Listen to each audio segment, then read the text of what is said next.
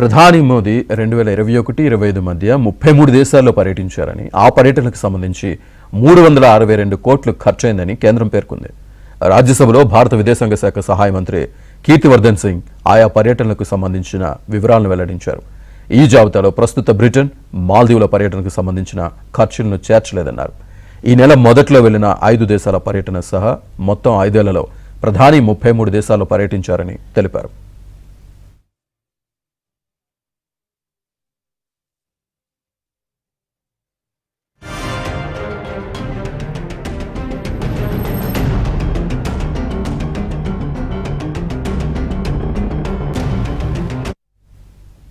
అయితే Canada, Brazil, Mauritius దేశాల పర్యటన బిల్లులను పూర్తిగా చెల్లించినందున వాటిని లెక్కల్లో చేర్చలేదని మంత్రి కీర్తివర్ధన్ సింగ్ తెలిపారు.